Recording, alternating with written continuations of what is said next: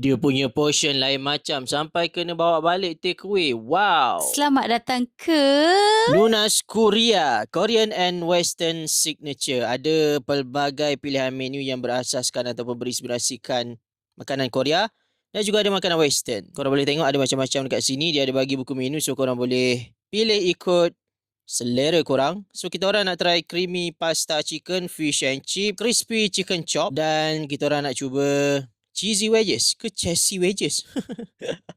Pelik-pelik lah ejaan dia tapi kita faham lah kan. Maybe untuk tujuan branding kot. Okay, jom kita pergi ambil makanan. Tu makanan kita. Sebelah kanan tu crispy chicken chop. Sebelah kiri tu fish and chip. Oh, abang ni nak ambil gambar jap. So kita ambil gambar. Alright, kita ambil menu yang seterusnya iaitu chessy wedges, cheesy wedges dan juga pasta apa tadi nama dia? Chicken pasta, is it?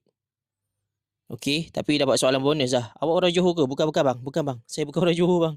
Muka saya Johor sangat ke? First, kita try cheesy wedges. Rasa dia punya cheese tu heavy juga ah.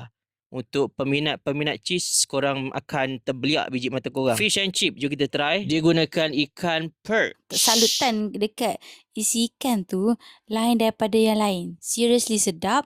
Lepas tu potongan ikan dia tu tak macam fish and chip yang biasa kita makan. Overall memang best gila. Dia punya salad pun best.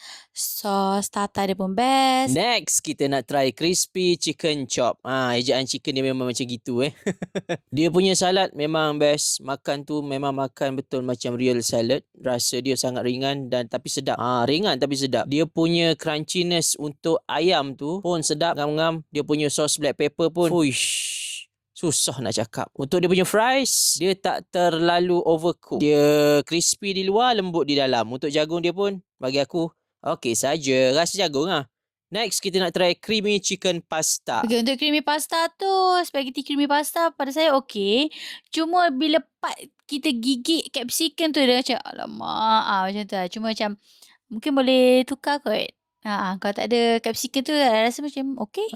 Yang ni kita nak tapau bawa balik lah. Sebab tak habis weh. Kalau korang nak pergi, korang boleh search je Nunas Korea, Korean and Western Signature. Ejaan dah ada siap-siap dekat signboard. Korang tinggal nak search je dan pergi dekat sana. Cuba korang try test. Kena tak dengan selera korang. Kalau macam aku, I also okay je. Ini antara kedai yang aku akan repeat. Gerak luar para je. Assalamualaikum.